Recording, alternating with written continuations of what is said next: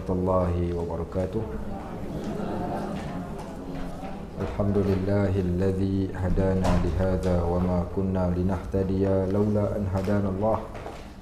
Wa ma taufiqi illa billah wa ma tawakkuli wal i'timadi wal i'tisami illa 'ala Allah. Salawatullahi wassalamuhu alaihi ala habibina al-mustafa wa ala rasulina al-karim sallallahu alaihi wasallam wa ala alihi wa sahbihi wa man tabi'ahum bi ihsanin ila yaumiddin. Allahumma inna nas'aluka 'ilman nafi'a wa nas'aluka rizqan tayyiba wa 'amalan mutaqabbala. Allahumma iftah 'alaina futuhal 'arifin bi hikmatik. Allahumma arzuqna bi mutaba'ati nabiyyina Muhammadin sallallahu alaihi wasallam. Rabbana zidna 'ilman yanfa'una, Rabbana yassir wa la tu'assir wa tammim bil khair walhamdulillahi rabbil alamin. Wa ba'd. Baik sahabat-sahabat muslimin dan muslimat rahimakumullah, alhamdulillah diizinkan kita pada pagi yang barakah ini berkat, 3 berkat. Yang pertama, berkat kita berada di dalam majlis ilmu. Yang kedua, berkat hari Jumaat. Sebab tu kalau jumpa hari Jumaat, biasa orang Arab dia akan kata Jumatun Mubarakah. Yang ketiga, berkat pada berada di awal pagi. Pada awal pagi, iaitu waktu yang Nabi SAW doakan khusus kepada umatnya dengan menyebut Allahumma barik ummati fi bukuriha. Ya Allah, berkatilah umatku pada awal pagi mereka. Dan alhamdulillah kita berada pada awal pagi, kita berada di dalam majlis ilmu, dan kita juga berada pada hari Jumaat.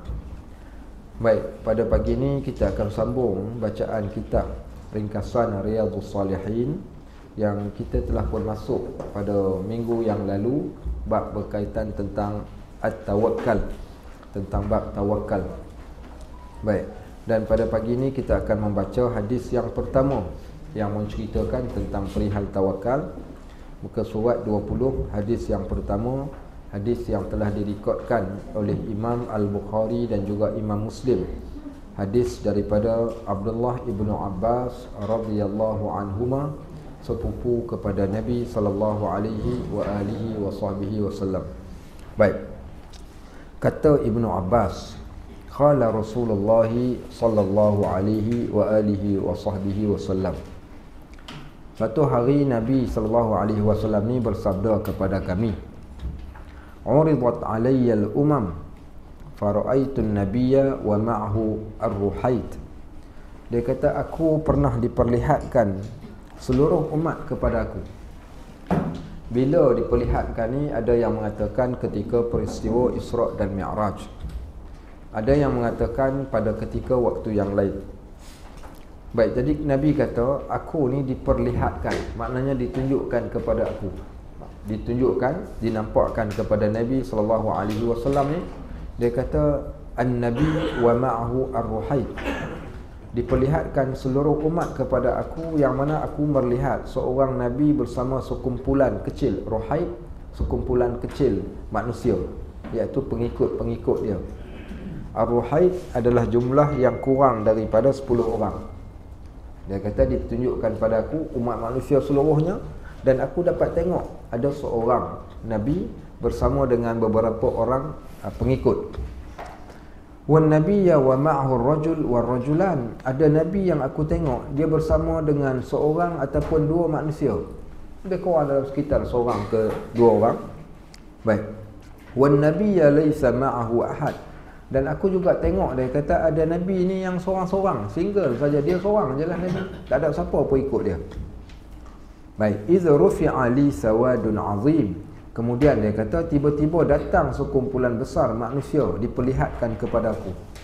Sawadun a'zam ataupun sawadun azim ni tiba-tiba mai ataupun ditunjukkan, nampak daripada jauh lagi ni satu kumpulan besar manusia.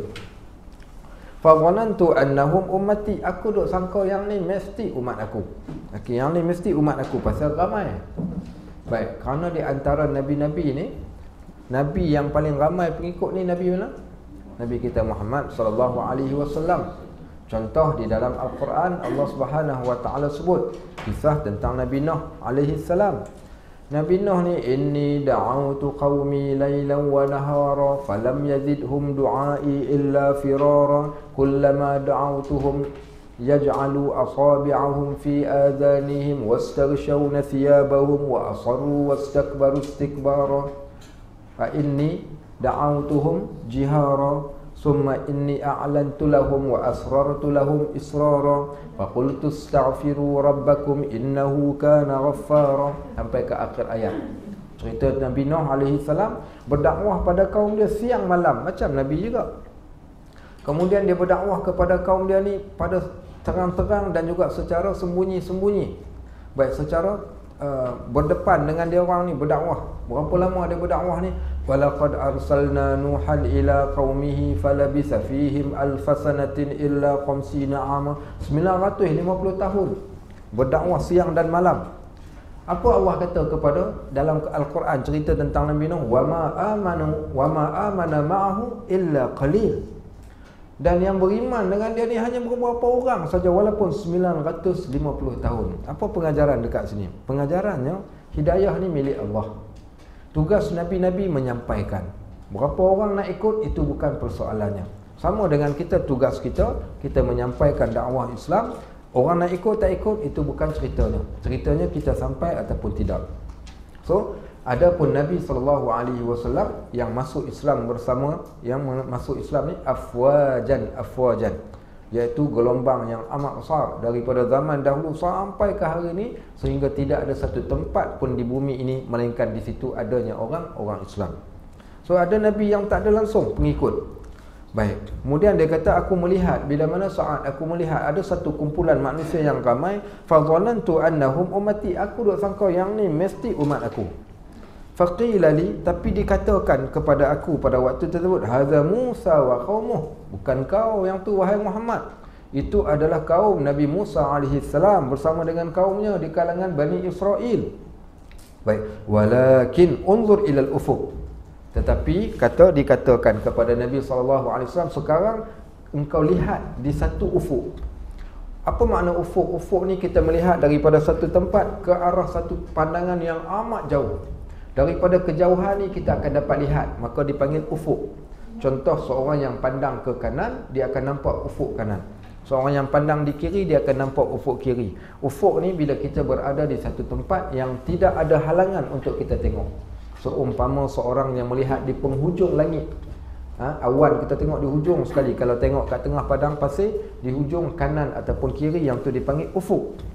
Maka dikatakan kepada Nabi SAW ni, walakin unzur ilal ufuq, sekarang wahai Muhammad, perhatikan, lihat di penghujung sana. Fa nazartu, aku pun pandang. Fa iza sawadun azim, tiba-tiba aku melihat jumlah manusia yang amat ramai. Faqila li, maka dikatakan lagi kepada aku, unzur ilal ufuqil akhar, lihat pula ke satu penjuru yang lain. Lihat pula ke satu arah yang lain. Fa iza sawadun azim, aku lihat ada lagi satu kumpulan manusia yang besar. Faqila li hadhihi ummatuk, maka dikatakan kepada aku, itulah umatmu wahai Muhammad. Wa ma'ahum 70,000 yadkhuluna al-jannah bighairi hisab, mereka adalah 70,000 umatmu yang akan masuk syurga tanpa hisab. Wala azab, dan tidak diberikan sedikit pun kepada mereka azab. Thumma nahada fadaqala manzilahu, kemudian setelah Nabi SAW ceritakan begitu, maka apa dia buat? Baginda pun bangun dan masuk ke dalam rumah. Baik, stop sampai dekat situ. Okey, sekarang kita tanya soalan macam biasalah. Okey, dah sedia dah, ready dah jawab soalan? Okey, dah ready. Okey, baik, sekarang kita tanya soalan. Nak tanya seorang-seorang ke? Hamba mampu apa hari ni? Okey. Dia kalau tak tanya tak boleh, dia jadi lali, dia lentuk macam saja. Okey, so kita tanya soalan, dia cegas, dia ni sikit. Baik. Saya ulang balik cerita dia. Nabi SAW cerita kat kita. Dia kata, aku ni ditunjukkan pada aku Nabi bersama dengan pengikut yang masuk ke syurga. So dia kata ada Nabi yang beberapa orang pengikut, ada Nabi yang tak ada pengikut, ada Nabi yang ada 10 orang pengikut, dan ada Nabi yang ramai pengikut. Dan bila aku tengok di satu tempat ni ramai pengikut ni, aku duk sangka yang tu umat aku dah. Tapi dikatakan tak, tu bukan umat kau, tu umat Nabi Musa AS. Kemudian diminta aku untuk melihat di salah satu ufuk yang lain. Maka di sana diperlihatkan kepada aku 70,000 umat manusia yang dikatakan kepada aku, itulah umatmu, mereka akan masuk syurga tanpa hisab dan tanpa azab. Okey, stop dekat situ. Soalannya adalah, okey, saya tanya, Haji rasa apa bila baca hadis ni? Bila sampai dekat tu lah poin tu, apa yang duk fikir dalam kepala, yang terlintas dalam kepala? Terasa kadang kita rasa kita dalam ada yang rasa yang ada terasa begitu jauh. Terasa begitu jauh. Okey, baik, jawapan bagus. Terasa begitu jauh. Haji rasa apa? Sama ada kita termasuk tak dalam. Hak ni bagus lagi sikit. Okey, baik. Kita ni masuk ke tidak ni dalam 70,000 ni? Agak-agak masuk tak? Ha? Jauh, ha? Okey, baik. Apa rasa? Okey, baik. Yang ni bagus. Ini orang belajar tasawuf. Dia kata, saya harap saya termasuklah dalam 70,000 tu. Saya harap. Okey, walaupun tak tahu, tapi saya harap. Ingatlah ketika kita belajar tentang khauf dan ar-raja, saya bacakan satu riwayat menceritakan kisah Umar Al-Khattab radhiyallahu an. Umar kata, kalau di akhirat kelak, launada munadin yaumal qiyamah, kalau sekiranya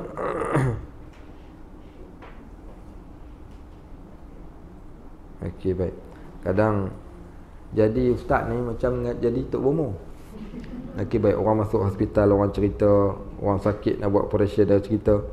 Ni sahabat kita Haji Mansur bin Haji Jamaluddin, okey, sedang menerima rawatan di Hospital Besar Melaka kerana mengidap kanser usus. Jadi minta didoakan, mudah-mudahan Allah berikan syifa, penyembuh kepada dia, Allah sabarkan hati dia, dan Allah berikan sebaik-baik ganjaran kepada sahabat kita yang sedang sakit ni. Baik, sama balik. Kat mana tadi? Dia tadi saya cerita apa? Umar Al-Khattab. Umar Al-Khattab ni apa berlaku dekat dia? Dia kata, launada munadin yaumil qiyamah, kalau di hari kiamat, kalau dipanggil kepada aku, kullun nas yadkhulunal jannah illa wahidan, semua orang masuk ke dalam syurga melainkan seorang saja. So waktu tu apa yang kita rasa? Ada harapan. Ha? Tak ada harapan lah. Baik, Umar tak cakap macam tu. Dia kata kalau dikatakan semua orang masuk syurga, seorang saja tak akan masuk. Dia kata, la aqiftu an akuna wahidan, aku takut kalau aku seorang tu. Aku takut, dia kata, kalau akulah yang seorang tu, takut. Baik, dia katakan lagi, launada munadin yaumil qiyamah, kalau dikatakan di hari akhirat, kalau kullun nas yadkhulunan nar illa wahidan, semua orang masuk ke neraka melainkan seorang saja. Apa pula yang tu? Dia kata, la rajautu an akuna wahidan, aku harap sangat akulah yang seorang tu. Okey, baik. So begitulah keadaan kita, maknanya refleksi diri ni bila kita berhadapan dengan sesuatu. Sekarang kita berhadapan dengan ada orang dikatakan mereka ini akan masuk ke syurga, jumlah mereka 70,000. Dan soalannya, adakah kita masuk ke kita tak masuk? Mesti kita terfikir benda ni. So apa kita nak kata waktu tu? Kita mungkin, ada orang mungkin kalau dia orang yang beramal dengan sebaik-baik amalan, dia kata mudah-mudahan aku termasuk di kalangan 70. Tapi kalau tak berapa nak beramal, apa yang perlu ada? Waktu tu takut ke? Dia harap, takut. Ya Allah, kalaulah aku tak masuk 70,000 tu macam mana lah. Agak-agak masuk ke tak masuk? Tak tahulah, tak berani nak kata tak masuk. Tapi itulah masalahnya. Baik, inilah keadaan dia. Kita takut kita ni masuk ke tidak ni dalam 70,000. Sebenarnya bukan kita seorang. Sebab tu di sana ada benda yang lain yang Nabi SAW nak sampaikan. Baik, summa nahadha, Nabi bangun. Okey, fadakhala manzilah, dia pun masuk rumah dia. Faqadan nas fi ulaika allazina yadkhuluna aljannah bighairi hisab. Maka semua ni sahabat-sahabat yang dengar cerita Nabi ni pekat duk popek-popek ni, duk bising ni. Macam mana ni kita? Macam kita hari ni lah. Duk terfikir ni, kita ni masuk ke tak masuk 70,000 ni. Solat malam jarang-jarang. Sedekah adalah sikit-sikit. Kemudian puasa kadang-kadang. Okey, baik. Habis apa yang istiqamahnya? Garu kepala tak tahu hak mana yang istiqamahnya pun tak tahu. Baik. So macam itulah juga dengan sahabat ni. Mereka dah berbincang ni. Siapa dia ni yang akan masuk syurga tanpa hisab? Sebab 70,000 saja. 70,000 ni bukan banyak.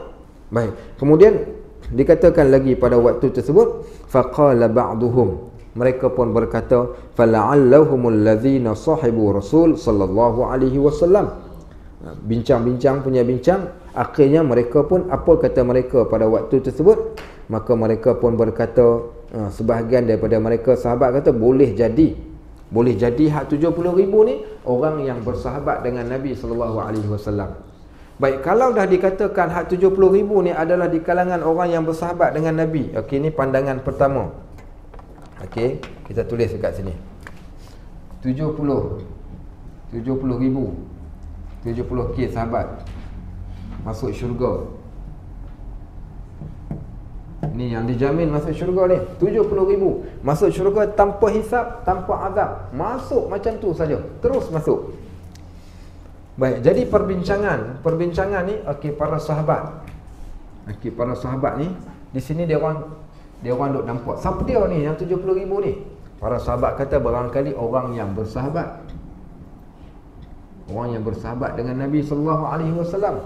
Kenapa orang yang bersahabat dengan Nabi? Di sana ada satu jaminan yang Nabi sallallahu alaihi wasallam berikan.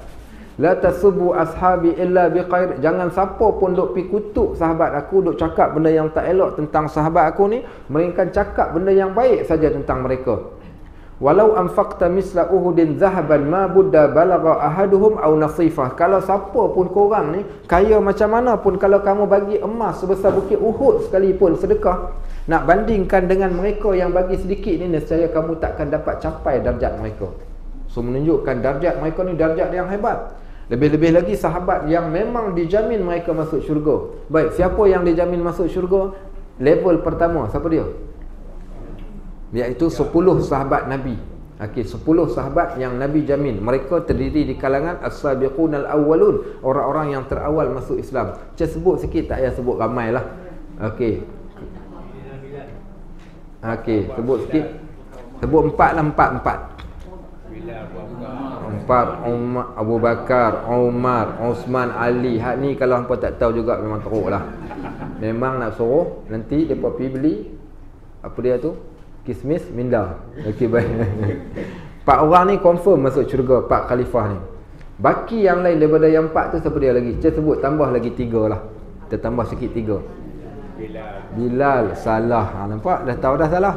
Okey. Lain lagi, bukan Bilal. Bilal tak termasuk dalam senarai 10. Bilal masuk bahagian lain. Syurga juga, tapi dia tak termasuk 10 ni. Ha? Osman dah sebut dah 4 tadi. 4 khalifah yang terawal. Siapa dia? Tak, lelaki. Perempuan ada 4 dia. Okey, ni lelaki sahaja. Okey, siapa dia? Muawiyah pun tak termasuk. Ha? Sa'ad mana? Boleh Hasan Sa'ad? Okey. Ha? Sa'ad bin Abi Waqqas radhiyallahu an. Okey, dah berapa dah jadi? Dah jadi 5. Sa'ad bin Abi Waqqas. Okey, baik. Lain lagi? Az-Zubair bin Al-Awwam. Okey, baik. Dah jadi berapa dah? 6. Dah jadi 6. Zubair bin Al-Awwam, dia pun maknanya dia, kalau dia tak masuk 10 ni pun dia memang dah confirm masuk syurga. Dia syahid dalam peperangan apa namanya, perangan Uhud. Okey, Zubair bin Awam dah berapa dah jadi? 6. Okey, next 7. Abdurrahman bin Auf. Okey, baik. Abdurrahman bin Auf dah berapa dah jadi? 7. Okey, next lagi. Bukan. Abu Ubaidah Al-Jarrah. Okey, baik. Dah berapa dah jadi? Okey, 8. Lagi 2. Talhah bin Ubaidillah. Okey, Talhah bin Ubaidillah, sharpshooter, pemanah tepat. Dia letakkan badan dia di hadapan Nabi sehingga orang panah dia 70 tikaman pada badan dia. Okey, baik. Tu Talhah bin Ubaidillah tu. Okey, next. Yang terakhir 10. Yang ke-10. Hampa Google apa ni. Okey, baik. Yang terakhir perawi hadis ni, dia cerita, dia kata, aku dengar Nabi kata 10 orang dijamin masuk syurga. Dia pun sebut satu tu. Dia pun kira 9. Lagi seorang siapa dia? Dia diam. Dia orang pegang dia orang kata, demi Allah, dia kata, hang tadi kata 10. Siapa dia orang nombor 10? Kami nak tahu. Akhir sekali dia pun sebut, dia kata, akulah yang ke-10, Sa'id bin Zaid bin Amru. Okey, Sa'id bin Zaid bin Amru, seorang iaitu adik ipar kepada Umar Al-Khattab. Dia berkahwin dengan adik Umar, iaitu Fatimah binti Khattab. Nama dia Sa'id bin Zaid bin Amru. Dia lah 10 orang yang dijamin masuk syurga.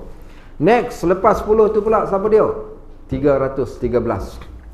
Okey, siapa dia 313? Nombor 313, cerita apa? 313. Bila sebut 313 tu apa? Mengingatkan apa? Sini ada orang mengajar sirah Nabawiyah tak? Pasal itulah. Okey, lepas ni kena minta dia orang tambah lagi satu kelas.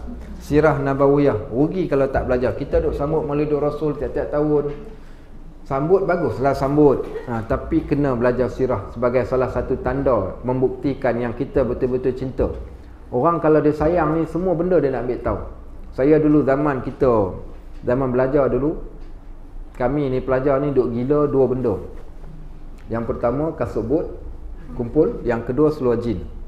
Seluar jin 501, Levi's 501 ni jadi pengumpul, kolektor. Kumpul ni sampai kami cari tahun yang paling lama, kemudian buat research, cari pula kenapa seluar ni pula yang ni tahun bila, macam mana cara, apa bezanya. Kemudian kasut Timberland, waktu tu duk gila kasut Timberland. Ya Allahu Akbar. Sampai sebab suka menjadikan kita kaji. Baik, samalah juga kita dengan kita. Kalau kita katakan kita sayang dekat Nabi ni, confirm kita nak tahu punya apa cerita tentang Nabi SAW. Baik, tak apalah kalau tak sempat nanti kat rumah ngaji, nanti saya buka satu kelas sirah dekat Abu Hubaib Learning Center. So pekat pilah ramai-ramai nanti kita belajar sirah. Okey, so kita dah ada 3 TV besar. 3 TV besar. Ada sahabat kita yang wakafkan TV besar tu, kita gantikan projektor. So pakai TV besar tu lebih senang. So kita akan tembak keluar dekat TV tu. Kalau ramai pun mesti boleh tengok, dan kita teksnya kita akan keluarkan, dan mungkin kita buat cara belajar yang lebih efektif dengan gambar rajahnya, dengan apa namanya, lukisan-lukisannya, mudah-mudahan insya-Allah. Nantilah doakan mudah-mudahan berjaya. Baik, sambung balik. So siapa dia? 313 itu adalah di kalangan geng Badar. Geng Badar 313. Okey, yang dijamin masuk syurga. Next, kemudiannya pula selepas daripada tu, geng Uhud. Okey, geng Uhud. Next pula selepas daripada tu siapa dia? Muhajirin yang berhijrah. Okey, baik. Next pula kepada tu pada di kalangan sahabat-sahabat yang disebutkan nama-nama mereka. Contoh Bilal bin Rabah, kemudian Sa'ad bin Mu'az. Okey, baik, dan pelbagailah lagi nama-nama yang lain. Tapi itu dia punya susunan dia, ranking para sahabat yang masuk syurga. Baik. So, kata perbincangan sahabat ni mesti sahabatnya. Sebab sahabat ni lah yang paling dekat dengan Nabi SAW. Setiap masa duduk dengan Nabi ni, mungkin para sahabat. Ni perbincangan dia orang ni. Baik. Kemudian apa lagi yang mereka kata? Ada lagi pula yang mengatakan, kat mana dah tadi? Faqala ba'dhum fala'allahumul ladzina sahibu Rasul sallallahu alaihi wasallam wa qala ba'dhum, ada lagi pandangan mengatakan fala'allahumul ladzina wulidu fil Islam. Baik, ada lagi yang mengatakan mereka yang lahir dalam Islam.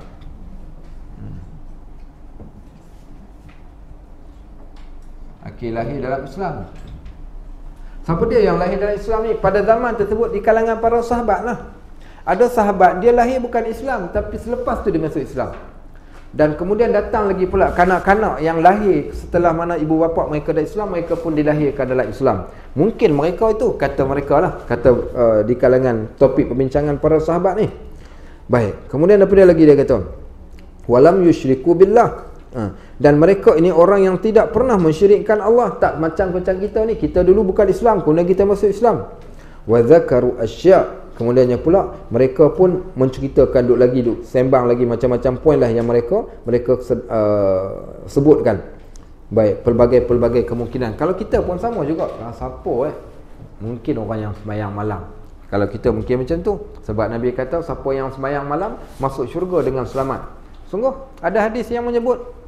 Okey, apa dia hadisnya? Ufyus salam wa at'amu ta'am wa wasilul arham wa salatul lail wa nasuniyam tadkhulul jannatu bisalam. Sebarkan salam, jamu orang makan, hubungkan silaturahim. Solat di tengah malam ketika orang lain sedang tidur, kamu masuk syurga dalam keadaan selamat sejahtera. Tak ada siapa pun nak kacau kau. Kau masuklah syurga. Bagi siapa ni? Solat malam tambah plus 3 buat kebaikan pada orang, salam, makan dengan silaturahim. Confirm masuk syurga. Mungkin yang tu, kalau kita perbincangan kita nak bincang lagi siapa mesti orang yang rajin bersedekah kot. Baik, mungkin orang yang rajin berpuasa kot, iaitu dibukakan, diberikan pintu rayyan. Mungkin orang yang rajin baca Quran kot. Okey, baik, mungkin itu, mungkin ini, tapi siapa pun tak boleh memberikan satu jawapan yang tepat, kerana kita tak tahu pun. Itu semua hak Allah Subhanahu Wa Taala. Kemudian apa berlaku setelah mana depa duk sembang popek ni? Kemudian wa zakaru asya' fa kharaja alaihim Rasul sallallahu alaihi wasallam. Tiba-tiba pak Nabi sallallahu alaihi wasallam pun keluar. Bila Nabi keluar, faqal, Nabi pun bersabda, "Mal ladzi taquduna fi?" Apa hangpa duk sembang, duk bising-bising ni? Sembang apa ni? Fa akhbaru, maka mereka pun menceritakan kepada Nabi sallallahu alaihi wasallam apa yang mereka duk sembang tu. Faqala, maka berkatalah, humul ladzina la yarqun, kata Nabi SAW pada waktu tersebut. Nabi terus jawab persoalan yang mereka sedang duk bincang ni, maka dijawab pada waktu tersebut. Baik, yang ni dua jawapan ni, jawapan daripada siapa dia ni? Ni jawapan daripada sahabat. Okey, sekarang kita masuk jawapan daripada Nabi pula sallallahu alaihi wasallam. Kata Nabi ni, dia kata yang pertama sekali, mereka siapa? Mereka adalah iaitu allazina la yarqun, la yarqun. Okey, saya tuliskan kat sini ya. Okey, la yarqun. Okey, la yarqun. Tak lagi kita terjemahkan. Okey, yang kedua lagi dia kata siapa dia? Iaitu yang kedua, wala yastarqun, wala yastarqun, la yastarqun. Okey, hari ni kita belajar bahasa Arab dulu.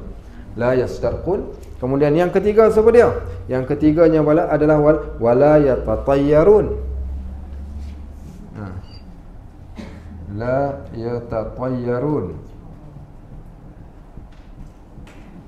Baik. Yang keempat siapa dia lagi mereka? La yatatayyarun. Yang keempat ya, wa ala rabbihim yatawakkalun. Orang yang yatawakkalun. Yatawakkalun. Okey. Baik, so ada berapa? 1 2 3 4. 4 jawapan yang diberikan oleh Nabi sallallahu alaihi wasallam. Bila mereka duk bincang ni, maka Nabi sallallahu alaihi wasallam pun cakaplah dekat dia orang. Siapa 70,000 orang ni? Maka kata Nabi sallallahu alaihi wasallam, mereka adalah orang yang tidak pernah menjampi. Okey, la yarqun, tak pernah jampi. Okey, jampi, ni jampi. Apa? Macam mana jampi ni? Orang yang bukan jenis geng jampi. Jampi siapa ada jenis duk jampi ni? Tok Bomo, orang yang mengamalkan ilmu hitam, hantu hantang kelepak jantung, sekali ku tendang, 2 kali kau melambung. Okey, jampi. Okey, baik, apa dia? Acikade wadu kuda-kuda ka cipole-pole cicina walana cikeduk-duk. Okey, baik. Cak uak yang ai ding-galeding digeding nak ni semua ni jampi-jampi mengarut semua. Siapa ada jampi macam tu, tak kira sama ada dia jampi orang ataupun dia jampi pada sesuatu benda, maka dia masuk dalam, orang ni tak termasuk dalam ni. Maksudnya apa? Dia dah out, terkeluar dah daripada 70,000. Jampi saja terkeluar. So, seperti kat sini, Tok Bomo, pengamal ilmu hitam, kepercayaan karut. Okey. Orang dulu suka juga jampi-jampi secara tak, dia main benda adat kan. Contohnya kalau budak-budak tengah berjalan jatuh ke depan, jatuh. Atuk dia pun panggil mes sini, dia pun gosok apa dia kata? Fang tupu takai balik bukit, budak nakai boleh sakit. Tu version utara. Version Melaka pula, fang tupu takai balik pintu, budak nakai memang macam tu. Betul ke? Kan? Itu version Melaka kan? Baik. Tahu ke terjemahan? Terjemah tengok. Tupu takai balik bukit tu apa benda? Siapa boleh terjemah? Tupu takai balik bukit tu apa benda? Tupu takai balik bukit tu. Saya tanya atuk saya kata tupu takai balik bukit tu, dia kata jenis mambang. Tahu mambang tu apa? Mambang ni hantu setan, jenis benda-benda mengarut. Tapi itulah yang disebut oleh orang tua-tua dulu-dulu. Mambang tanah lah, hantu tetek lah sampai. Sungguh orang kita suka mengarut benda-benda macam. So, orang yang menjampi ni tak ada terkeluar. Out, terkeluar dah. Yang kedua, wala yastarqun. Siapa dia wala yastarqun ni? Iaitu orang yang diminta mereka untuk dijampi. Okey, orang yang minta untuk dijampi. Orang yang minta untuk dijampi ni, okey, malah termasuk di kalangan orang yang tak termasuk. So, orang yang tidak meminta untuk dijampi masuk syurga. Okey, adapun yang meminta untuk dijampi, maka tidak masuk syurga. Siapa orang yang meminta untuk dijampi ni? Orang yang pergi jumpa Tok Bomo lah. Tok Bomo, saya ada masalah. Tak apa, saya memang tahu. Tak tanya, tak beritahu pun saya dah tahu dah datang ni sebab ada hajat kan. Oh, macam mana Tok Bomo tahu? Nama pun Tok Bomo. Saya tahu lah, tak ada siapa pun main kat sini mereka ada hajat. Pandai Tok Bomo. Okey, punya pembohong. Okey, so orang yang pergi minta jampi daripada Tok Bomo, mereka tak termasuk dalam ni. Kawan saya buka kedai sewa kereta. Malam tu 4 biji kereta dia kena bakar. Tak tahu siapa bakar. Kebetulan saya baru balik belajar, saya ada pasport lagi. Dia kata, "Jip, jom teman esok ikut aku sekejap." "Gimana pergi berubat?" "Kat mana?" "Kita pergi Patani." Jadi Kedah Patani ni lebih kurang sekitar 2 jam lebih sikit lah naik kereta. So masuk ke Bukit Kayu Hitam, Danok, tembus sampai ke Yala Naratiwat. So sampai dekat Patani, dia ada janjian malam tu pergi lepas maghrib. Saya pun tak tahu, kata dia nak pergi jumpa Tok Bomo. Sampai tu, gimana dia kata, "Kita pergi berubat lah." Sebut berubat, kita ingat berubat sakit. Sampai-sampai rupa-rupanya pergi jumpa Tok Bomo. Tok Bomo ni budak muda, umur 15 tahun, dapat ilmu perbomohan daripada mimpi. Baju pun tak pakai kurus keding, pakai ke plekat. Baik, kita sampai-sampai, "Tok Bomo ada." Sekejap, Tok Bomo tengah makan nasi. Dia kata, "Tunggu, pukul 8 baru kita start." Tak apalah, pukul 8 masuk. Dia panggil masuk, dia letak satu dulang kat depan. Tok Bomo tu pun letak kedua belah tangan dia dalam dulang. "Ada apa ni, Mai?" Okey, dia pun cakap lah, "Kami Mai daripada Kedah. Mai ni ada masalah nak tanya, kereta 4 biji kena bakar. Nak tahu siapa yang bakar, siapa yang buat kerja jahat ni." Dia kata, "Okey, baik. Dia kata, "Tok tengok." Dia pun tepuk, kelepak. Bahasa siam dia lah. Kita pun tak tahu apa dia sebut. Sampai dia cakap mau last kali macam cerita Peramli, kelepak. Pak, dia tepuk sekali. Ada tukang terjemah kat sebelah. Tukang terjemah sebelah ni kata, dia kata, "Tok Bomo kata, dia kata belakang kedai ada sungai, betul? Betul. Depan kedai ada jalan raya, betul? Betul. Okey, baik. Depan jalan tu ada kedai makan, betul? Tokek kedai makan badang gemuk gedempol, betul? Okey, baik." Kemudian dia kata, "Masuk duit." Sekali lagi baru cerita lain pula sampai. Dia suruh duit. Boh pula duit dalam dulang tu. Lepas tu dia buat lagi, dia cerita. Masuk lagi duit. Dia cerita separuh. Tapi benda yang dia cerita tu nampak macam real. Okey, last kali conclusion dia apa? Dia kata orang depan buat. Siapa orang depan tu saya tak boleh cerita, tapi orang depan yang buat. Okey. So dia bagi tahu orang depan mana kita pun tak tahu. Tapi baliklah dapat duit dia dapat, kita pun balik dalam keadaan duk sangka buruk dekat orang, barangkali jiran dia yang tu, barangkali jiran dia yang ni. Tapi tu semua cerita kerja iblis nak melaga-lagakan di antara manusia. So kat mana syiriknya? Dia mempergunakan iaitu jampi-jampi yang mengarut. Jampi-jampi yang mengarut, dan orang yang datang pun minta untuk dijampi. Orang yang datang pun minta untuk dijampi, maka mereka tak termasuk di kalangan 70,000 ni, out, terkeluar. So dekat sini siapa ahli syurga ni? Mereka yang tidak menjampi, yang tidak minta untuk dijampi. Baik, next yang ketiga, wala yatatayyarun. Siapa dia? Mereka yang tidak tatayyur ni. Tatayyur ni iaitu tidak melakukan tilik nasib. Tidak melakukan tilik nasib. Tilik nasib macam mana? Saya tak ada duit shilling. Okey, baik. Kan duit shilling tu ada kepala, ada ekor. Kalau orang Kedah dia panggil sing dengan kong. Okey, baik, singkong. Kalau orang Melaka, kepala dengan ekor. Baik, katakan hari ni saya nak datang mengajar ni dekat sini ni. Hari Jumaat ni ada kelas. Nak pi tak pi. Orang rumah saya kata, "Baling duit lah bang." Okey, kita ambil duit satu, baling ke atas, tengok jatuh. Kalau kong aku pi, kalau sing aku tak pi. Maksudnya kalau kepala aku pergi, kalau ekor aku tak pergi. Jatuh ekor. Okey, tak payah pergi. Pasal ekor ni petunjuk mengatakan tak payah pergi. Itu dia panggil tatayyur. Orang dulu dia nak buat sesuatu benda, okey, dia ambil anak panah ni, dia kata aku panah, kena dekat pokok tu, aku buat. Tak kena dekat pokok, aku tak buat. Dia ambil lah panah. Dia panah. Okey, baik. Yang tu zaman dahulu. Datang pula zaman kita. Ketika zaman saya kecil-kecil dulu tahun 80-an, apa dia buat? Kami budak-budak sekolah pergi kedai Cina. Kedai Cina dengan hanya berbekalkan modal 5 sen atau 10 sen, pergi tikam. Tahu tikam? Okey, tikam, tengok kertas koyak satu, bayar duit dekat dia. Ni mesti pernah nampak gelak dia macam ni. Okey, baik. Okey, baik. Tikam tu sama, tatayur lah tu. Nasib lah, kalau dapat, dia macam judi juga, memperjudikan nasib. Okey, so dapat. Tu dia panggil tatayur. Tatayur ni iaitu kepercayaan dengan cara bertenung nasib. Bertenung nasib ni ikutlah. Antara bertenung nasib dulu-dulu pun sama juga, orang duk beli surat khabar, dia duk tengok lagi apa dia panggil tu, bulan-bulan tu bukan tu kemudian dia ada pula terjemahan dia, kita pun seronoklah baca tu, oh orang ni ada lak, orang tu tak ada lak. Ya, ramalan. Okey, itu pun termasuk di antara orang yang takkan masuk syurga. Ini di antara benda mengarut. So dia panggil tatayyur. Tatayyur ni iaitu mereka melakukan sesuatu untuk menentukan kehidupan mereka. Kalau tanpa benda tersebut dia takkan buat. Termasuklah kita katakan Abdul Muttalib pernah buat dulu. Abdul Muttalib dulunya dia nak korbankan anak dia sendiri, dia sanggup korbankan untuk patung berhala ni. Kemudian dia baling tatayyur ni, panah ni, tiba-tiba kena dekat nama Abdullah. Abdullah anak paling sayang. Oh, dia kata tak jadi, buat kali kedua lah. Buat pula kali yang kedua, kena nama Abdullah juga, tak jadi. Buat pula kali yang ketiga, kena juga nama Abdullah. Last kali dia kata tak jadi, kita tukar dengan seekor kibash. Last kali sembelih, sembelih kambing, tak jadi sembelih anak dia. Sebab tu orang kata orang Arab punya teruk. Orang Melayu pun ada. Cuma orang Melayu ni dia berbeza sikit. Orang dulu-dulu, contohnya nak pergi rombongan meminang. Jalan-jalan tak biawak lintah kat depan. Apa buat? Patah balik. Sebab apa dia kata buat sial. Kita balik-balik sekolah ni tiba-tiba tengok ada pulut kuning. Pergi hantar sekejap rumah maklong hang pulut kuning. Buat pulut kuning mak, ada apa mak? Siapa khatam Quran? Bukan khatam, dia kata semalam biawak masuk rumah. Tunggu orang dulu-dulu ni. Sampai macam tu.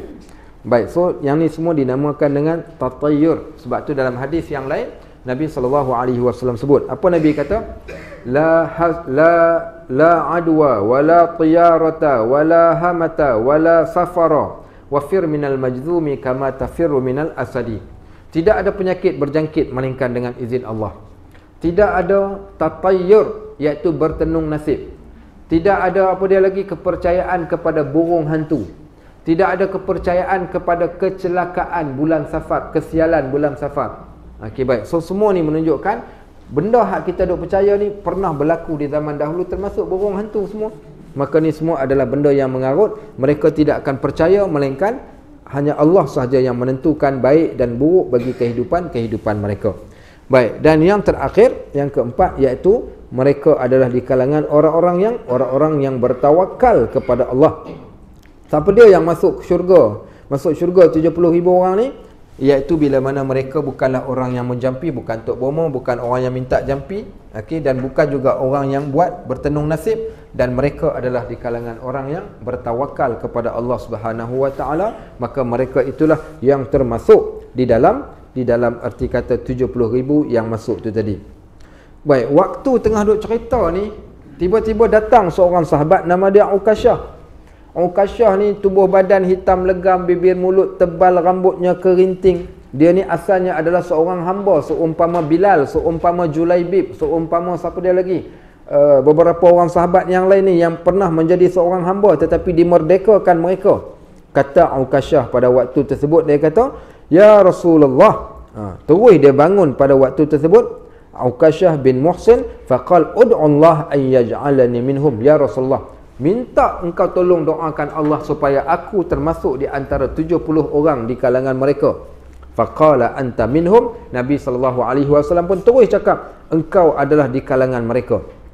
Thumma qala rajulun aqar. Kemudian mai lagi sahabat-sahabat yang lain ni bila dengar macam tu, faqala ud'u Allahu ay yaj'alani minhu. Ya Rasulullah, aku juga, ya Rasulullah, mintalah aku ni masuk sekali. Faqala sabaqaka biha Ukasyah. Nabi bersabda, Ukasyah telah mendahului engkau.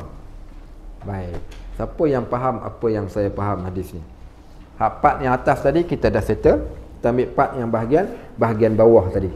Bahagian bawah ni disebutkan tentang 4 orang yang akan masuk syurga tanpa hisap. Mereka yang tidak menjampi, yang tidak minta untuk dijampi, mereka yang tidak bertenung nasib, mereka orang yang bertawakal kepada Allah. Baik. Kemudian ini 4, salah satu ciri-ciri. Pendek kata bahasa mudahnya ni,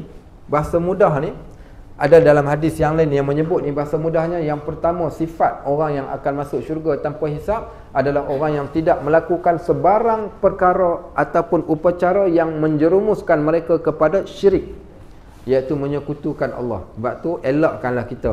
Kita dah lah amalan kita tak banyak.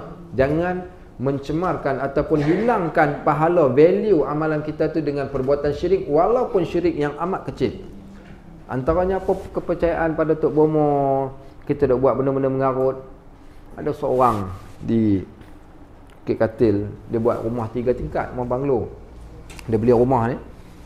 Jadi dia pesan, ustaz balik kuliah nanti boleh tak lalu singgah rumah saya sekejap?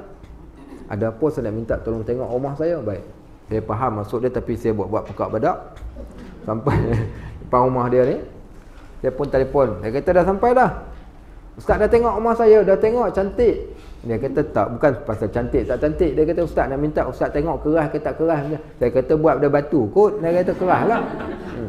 Dia kata ustaz ni gurau pula. Saya nak minta ustaz pagarkan rumah saya. Saya kata pagar dah cantik dah. Kata nak pagar apa lagi.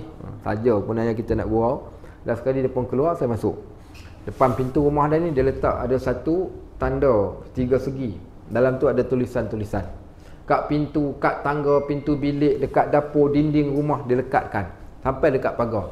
Dia tanya dia apa benda ni? Dia kata yang ni orang kata tampal supaya setan-setan pun semua tak datang ganggu. Dia kata dia tambi. Hang ingat setan ni macam hantu Cina ke main tampal-tampal? Kan kau hantu Cina kan orang main tampal kat daya hantu tu pun lari. Bukan. Ini bukan hantu Cina lah main tampal-tampal. Satu. Yang kedua, dari segi logik pun tak kena. Yang keduanya pula dari segi agama sendiri, perbuatan kau ni seumpama mentangkalkan rumah dengan sebarang tangkal. Mentangkalkan rumah seolah-olah dia tak percaya pada Allah, dia lebih percaya kalau tampal benda tu rumah dia akan selamat. Maka tu juga masuk. Kalau tak syirik yang akbar, syirik sembah berhala pun kita percaya ada kuasa yang lain. Yang ni yang bahaya ni. Baik, makcik tak buat ustaz, itu dia orang tu memang teruk, depa-depa ni hak duduk lekat tu. Habis tu makcik buat apa? Makcik tak ada buat apa. Betul ke makcik? Mesti cek rumah makcik pula. Pi pula rumah makcik PA. Kat mana? Bukit Beruang Utama. Okey, pi kat rumah makcik PA ni, tengok-tengok kat rumah dia ni, dia letak kat atas pintu dia ni duri-duri, pokok duri. Pasal apa letak duri? Orang Bukit Beruang, saya cerita tengok. Ada rumah saya tengok orang Bukit Beruang letakkan duri kat atas jenang pintu dia. Apa tujuan? Saya cerita tengok. Makcik-makcik kita, orang-orang lama ni. Sebab apa? Sebab, nak tahu sebab je. Tak nak bagi penanggal masuk. Okey, betul. Itu jawapan yang diberikan, tak nak bagi Pontianak dengan penanggal masuk. Pasal apa? Apa kaitan duri dengan penanggal? Dia kata penanggal ni dia punya kain ihram. Kain ihram pula. Apa kain kapan dia tu kan dah terkoyak-koyak dah. Jadi duk merambu, dia duk terbang. Jadi bila terbang dia tengok ada duri, dia takut masuk sebab takut tersangkut kain dia kat situ. So dia pun keluar balik. Saya kata ya Allah akbar. Ini yang kita katakan kita membodohkan akal kita yang Allah berikan. Last kali kita percaya dekat benda karut yang tu, kononnya penanggal lah, kononnya Pontianak akan masuk. Baik, ada lagi. Ada tak rumah siapa yang letak ikan apa tu? Ikan puyuh atau ikan betuk tu kat dalam aquarium depan rumah dia? Ada. Pasal apa letak? Okey, sebab toyol. Kononnya kalau toyol datang, toyol tu leka duk tengok ikan, main ikan, lupa nak masuk dalam rumah. Okey, baik. Ya Allahu akbar. Dia tak tahu toyol hari ni lebih cerdik lagi. Toyol hari ni dia tak payah sekali dengan satu call saja. Dia call. Toyol hari ni dia call. Baik, apa dia lagi? Letak guli kat ruang tamu rumah, kat atas meja tamu ni kita letak guli. Sama juga supaya kalau toyol datang dia duduk sibuk main guli, lupa nak pergi curi duit. Allahu akbar. Macam-macam benda mengarut. Itu juga masuk dalam bab kepercayaan karut-marut. Tu perbuatan-perbuatan. Ada orang tempurung kelapa, ada dia letakkan dekat tembok rumah dia tu, dia letakkan ada penjuru-penjuru tu dengan tempurung kelapa dan sebagainya. Sebenarnya cukup kalau siapa tanya saya macam mana cara nak pagarkan rumah. Yang pertama, pagar sungguh-sungguh. Pagar batu pun boleh, pagar besi pun tak apa, satu. Yang kedua, pagar dengan apa yang Nabi SAW suruh kita buat. Macam mana nak buat? Siapa yang baru masuk rumah, orang Melayu kita dia baca Yasin. Boleh juga baca Yasin pun. Bukanlah saya nak katakan salah. Yasin pun Al-Quran. Kita bertawassul dengan surah Yasin. Tak apa. Tak ada masalah. Tapi di sana ada satu yang Nabi SAW sebut dekat kita. Kita ni kadang hak Nabi suruh kita tak buat. Hak Nabi tak suruh kita buat. Apa yang Nabi suruh ni? Nabi kata, وَلَا تَجْعَلُوا بُيُوتَكُمْ قُبُورًا. Jangan kamu jadikan rumah kamu ni macam kubur. Maksud macam kubur ni, rumah ni tak ada amalan. Punca setan main ni pasal rumah kita ni tak ada amalan. Kemudian dalam rumah ni perkataan yang baik dengan perkataan tak baik. Banyak perkataan tak baik. Contoh, tahu tak setan ni kecil? Setan ni Allah jadikan dia kecil saja. Setan, jin, hantu, jembalang tanah, semua benda spesies ni semua asalnya adalah kecil, tapi dia boleh jadi besar. So Nabi SAW kata sesungguhnya setan itu kecil, dan bila mana seseorang itu dia boleh menjadikan setan itu besar bila dia memaki hamun setan. Nabi larang kita laknat setan, celaka setan, nyah engkau setan. Kita pun baca hantu hantang kelopak jantung, hantu hantang kelopak jantung, sekali aku tendang, dua kali kau melambung, setan. Okey. Nabi kata kalau kamu melaknat setan, setan yang kecil ni boleh jadi setan sebesar rumah jadi dia. Bila dia jadi besar ni, bila kita maki hamun, bila kita percaya pada dia, bila kita mendewa-dewakan dia, dia akan jadi makin besar, makin besar, makin besar. Sebab tu, macam mana cara nak kecilkan setan ni? Dengan zikrullah, membaca bismillah, at-ta'awuz, dengan membaca ruqyah, setan yang besar akan jadi kecil dan hilang kemampuan dia waktu tersebut. Dengan bacaan. Baik, next, apa lagi yang boleh dibuat? Nabi kata, faqra'u suratul Baqarah fiha. Baca surah Al-Baqarah di dalam rumah kamu, fa innaha tunaffiru syayatin. Mana-mana rumah yang dibacakan surah Baqarah ni, rumah ni takkan dapat diganggu oleh setan. Siapa yang mahu masuk rumah baru, apa dia nak buat? Okey, jemput kawan-kawan, tapi dengan syarat jangan cerita kat kawan-kawan nak suruh dia baca surah Baqarah. Kalau tak harap dia tak mai.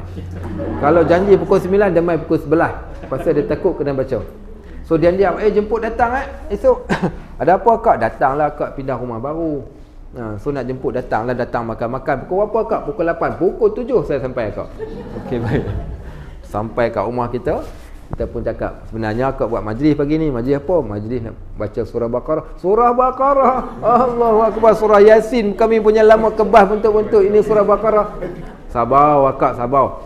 Saya dah jemput 10 orang. Okey, 10 orang. So bukanlah kita baca satu daripada awal sampai ke akhir 10 orang ni. So kita bahagikan beberapa muka surat. Akak ambil 2 muka, saya ambil 2 muka, kawan kita ambil 2 muka. Jadi gabung. Cukuplah jadi satu surah. Okey, kerana dia hampir 3 juzuk kan.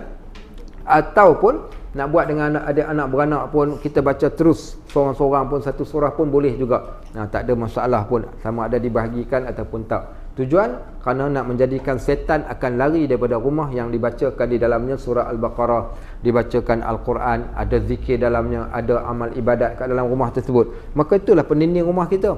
So jangan duk percaya pada benda-benda yang mengarut, benda-benda yang tidak ada kaitan, kerana kita nak keluarkan kita daripada 4 orang yang takkan masuk syurga tanpa hisap ni. So make sure kita ada yang tu. Baik, next sedikit lagi. Kemudian yang terakhir ni, bila mana Ukasyah ni, apa pandangan kita tentang Ukasyah ni? Pengajaran kita daripada sini nak menggambarkan kita ni bila ada satu kebaikan yang kita diceritakan pada kita. Baik, apa kita nak buat? Waktu ketika kita baca Quran, waktu kita baca hadis, waktu kita dengar ataupun waktu kita tengok. Contoh, kita sedang naik motor, kita berjalan, kita tengok seorang hamba Allah yang soleh. Dia baru keluar daripada masjid, ataupun seorang yang sedang baca Al-Quran, sedang berzikir, sedang beribadat, sedang berada di dalam majlis ilmu, dan kita mungkin tak boleh buat macam dia buat. Apa yang ada dalam hati kita? Kita kan bagusnya Pak Haji ni, yang ni hati bersih. Hati kotor pula dia kata, Pak Haji ni entah-entah, okey, nampak je macam baik ni, belum tentu baik lagi ni. Hak tu hati kotor. Jahat punya orang, ini setan punya geng. Okey, kalau kalau macam tu. Habis apa nak buat? Kita tengok orang buat baik, satu benda kita jadikan kebiasaan. Apa kita buat? Allahumma ja'alna minhum, ya Allah jadikan aku seumpama dia. Jadikan aku seumpama dia. Baik, bila tengok orang buat baik, kita tak boleh buat, mintalah ke Allah, ya Allah jadikan aku sebahagian daripada mereka dan aku macam mereka. Baik, satu. Tapi kalau tengok pula benda mungkar, apa pula nak sebut? Bukan jauhkan, ya Allah, engkau berikanlah petunjuk pada sahabat kami ini, ya Allah, dan jauhilah kami daripada perbuatan mungkar tu. Aku tak rela pada perbuatan mungkar yang dia buat, tapi aku tak ada daya upaya untuk nak cegah, dan minta supaya Allah jauhkan kita daripada perbuatan tu tadi. Itu yang sepatutnya kita buat. So Ukasyah ni orang yang bersegera dalam melakukan kebaikan. Dia nampak saja kebaikan, dia terus sambar, ya Rasulullah, minta tolong doakan. Tu. So hukum ataupun sunat kita ni meminta seseorang mendoakan kepada kita dengan sesuatu benda. Dan hak kepada orang yang diminta untuk berdoa ni, hendaklah didoakan kepada orang yang meminta dia berdoa. Sebab tu kita yang pertama boleh berdoa kepada orang secara ghaib, atau berdoa kepada orang ketika dia meminta, dan kita pun boleh meminta orang untuk mendoakan kepada kita, tak ada masalah pun. Seorang Ukasyah dia buat. Dia tengok tu dia kata, ya Rasulullah, mintalah Allah aku termasuk di kalangan 70,000 tu tadi. Kemudian datang sahabat yang lain pun nak juga. Tapi Nabi SAW ni adalah orang yang adil. Siapa yang awal, diawalkan dia. Maka Ukasyah telah mendahului engkau. Maka habis yang baki daripada Ukasyah ni, Allahu a'lam, mudah-mudahan mereka juga akan dapat seperti bagaimana tu. Cuma hadis ni ada sikit perasaan gerun dan takut. Pasal 70,000 ni bukan banyak mana. Cuma ada sedikit rasa secure bila datang dengan hadis yang lain yang mengatakan daripada setiap orang daripada 70,000 ini, dia akan bawa pula lagi 70,000 yang lain. Okey, so menunjukkan, tapi poinnya elakkan daripada 4 perkara ni. Mudah-mudahan insya-Allah kita akan termasuk di kalangan orang yang akan masuk syurga tanpa hisap.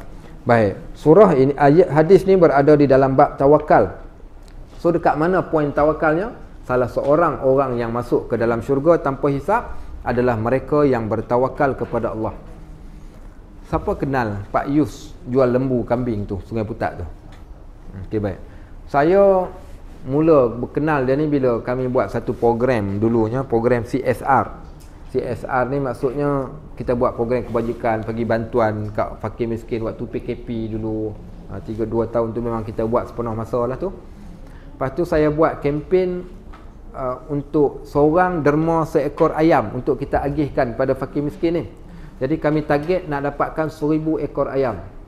Akhir saya letakkan harga, saya pun tak pergi tanya kedai ayam, terus letakkan harga, siapa nak derma sumbang RM10 untuk seekor ayam. Pergi jumpa dengan dia, dia kata, Ustaz, RM10 ayam sekarang ni seekor jatuh dalam 13, paling macam tu lah, 13, 12, 13, atas dah RM10 lah.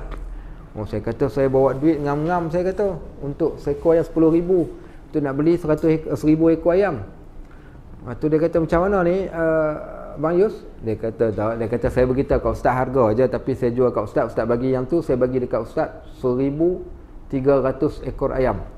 Dengan harga, maksudnya seekor tu dia bagi dengan harga yang bawah daripada harga pasaran. Saya kata dia orang yang baik. Baik, kemudian lagi bila pergi haji, dia minta saya uruskan haji dia, jumpa dekat Mekah, jadi kita pun berkenalan. Jadi bila saya sembang dengan dia, baru tahu rupanya dia ni orang businessman yang hebat, jual lembu, jual kambing, jual ayam dan pelbagai bisnes yang lain. Dia kata dia tak pernah berkira pun dengan orang. Kalau orang datang minta dekat dia beli barang pun, dia tak pernah kira duit. Dia tak nak kira duit. Dapat duit tu dia kata terpulang, orang tu nak tipu. Dia kata dia tak pernah takut pun. Dia kata dia susah ke apa yang dia nak buat, dia nak sedekah. Yang AHLC yang kami kita orang buat ni, dia 2 ekor kambing dia sedekahkan, 2 ekor kambing. Kemudian ada lagi lah yang lain-lain yang dia sumbangkan. Dan jenis orang yang tak takut pun. Kenapa tak takut? Sebab dia tawakal. Tawakal ni maknanya, kenapa aku nak takut miskin sedangkan yang menjaga aku ni adalah yang maha kaya? Kenapa aku nak takut miskin? Baik, maka dia kata tak perlu pun. Inilah maksud orang yang bertawakal, diserahkan keseluruhannya kepada Allah Subhanahu Wa Taala. Dia ikhtiar apa yang Allah perintahkan, dia ikhtiar. Apa yang nak berlaku, dia kata itu semua diserahkan pada Allah. Dia kata tak penting pun. Dan dia kata dia takkan kejar apa yang ada kat dalam tangan orang, apa yang ada dekat orang, apa yang Allah bagi dekat dia pun dah membadai. Itulah konsep tawakal ni. Kita serahkan pada Allah untuk tentukan, dan kita tidak ada hak untuk menentukan sesuatu benda pun, melainkan kadar ikhtiar yang Allah perintahkan kita buat. Dan itulah apa yang nak dimaksudkan dengan hadis yang kita bacakan ni. InsyaAllah nanti kita akan baca satu doa, iaitu doa bagi orang yang bertawakal kepada Allah, supaya Allah kekalkan kepada kita tawakal tersebut. Baik, nanti kita sambung nanti pada minggu yang seterusnya insya-Allah. Baik, barakallahu fikum wa jazakumullahu khairan katsira. Subhanakallahumma wa bihamdik, asyhadu an la ilaha illa ant, astaghfiruka wa atubu ilaik. Wa sallallahu ala sayyidina Muhammad wa ala alihi wa sahbihi wasallam. Walhamdulillahi rabbil alamin. Baik, kau ada soalan kau nak tanya? Ya.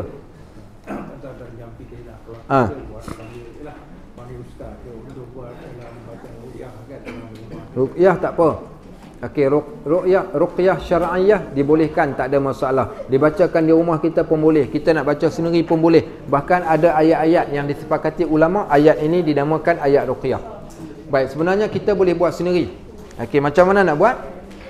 Kalau surah Baqarah tadi tu panjang sangat, ambil 5 ayat di awal, kemudian ambil ayat kursi, kemudian ambil amanar rasul sampai akhir.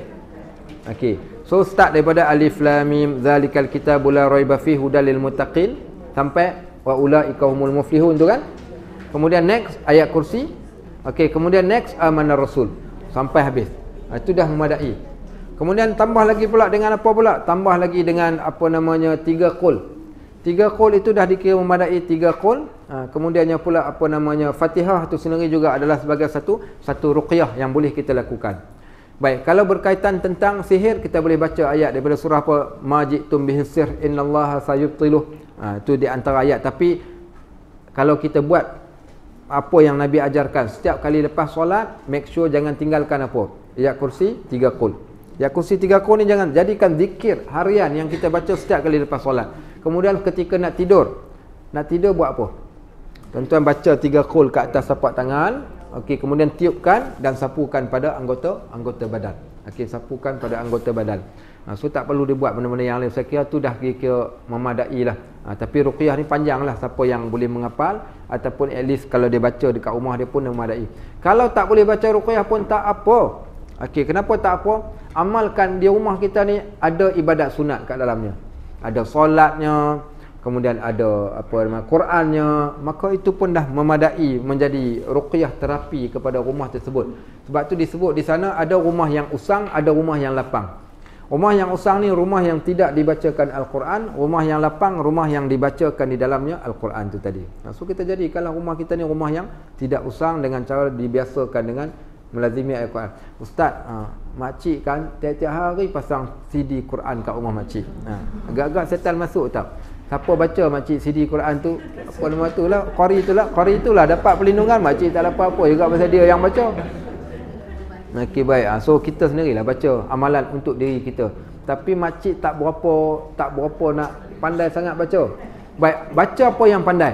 Baca apa yang pandai 3 qul. 3 qul pun 3 qul hak mana satu ustaz? Okey. Qul ya ayyuhal qul a'udzu birabbin nas. Qul huwallahu ahad. Qul a'udzu birabbil falaq, qul a'udzu birabbin nas. Makcik hafal tak? Tak hafal ustaz 3 tu. Kalau tak hafal 3 qul ni makcik tak hafal, elok makcik sebut wahai batu belah batu bertangkup, kau telan sajalah aku. Tu teruk sangatlah tu. Kalau dah sampai 3 qul pun tak boleh hafal. Okey, baik. Okey, itulah cara dia. Ya. Nak tanya katakan orang-orang yang pernah menjumpa bomoh tu. Jadi orang pernah meninggal. Macam mana nak?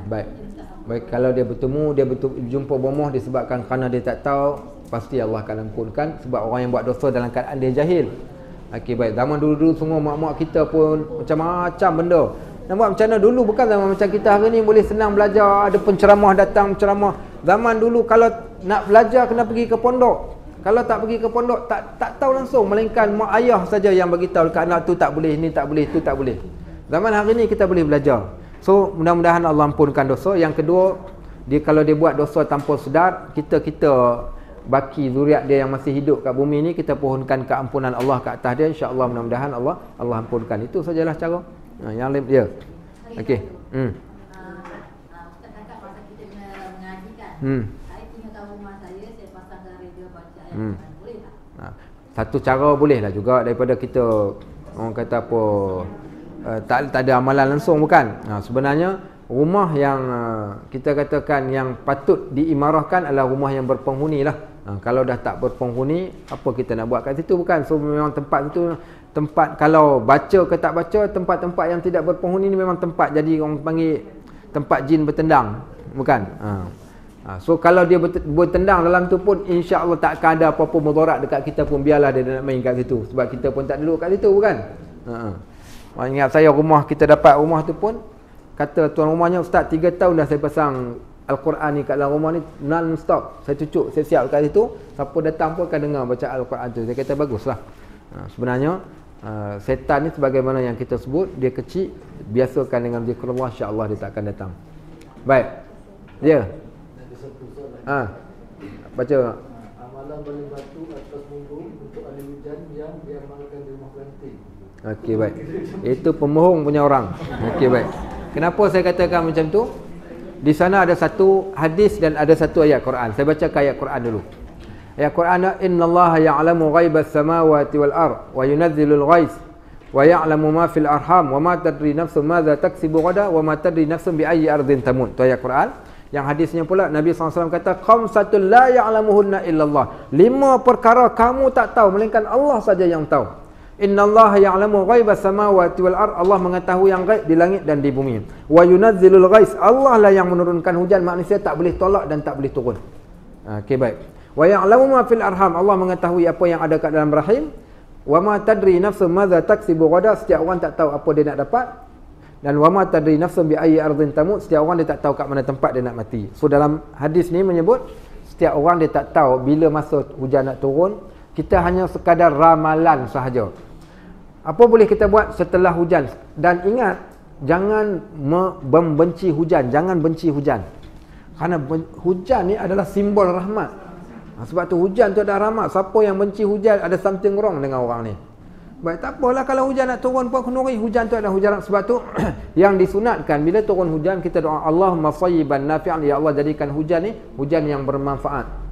Baik, ataupun ya Allah, jadikan hujan ni, turunkan hujan ni pada tempat yang boleh didoakan, tempat yang lain. Dan jangan jadikan hujan ni hujan yang memudaratkan kami. Itu doa yang boleh. Kalau nak berdoa, doakanlah doa tersebut. Tapi kalau ada buat kenuri musim hujan, kau nak tolak hujan kau mana? Kadang tak apalah, hujan pun apa boleh buat kan. Kalau niat kenuri kita tu niat yang ikhlas berkat, insya-Allah hujan pun orang akan datang. Satu orang hamba Allah ni, dia buat kenuri yang besar sungguh-sungguh, dan tak tahulah kita niat dia apa, tak tahu. Tiba-tiba banyak benda lah yang makanan basi, benda yang dia bagi dekat orang pun basi. Sampai dia datang jumpa saya, dia kata, Ustaz, saya sedih. Dan saya telefon balik catering tu, dia kata tak pernah berlaku makanan dia tu basi, kenapa boleh basi. So kadang Allah nak buat tu kan, senang saja boleh Allah nak buatnya. Okey, habis. Walhamdulillah rabbil alamin. Assalamualaikum warahmatullahi wabarakatuh.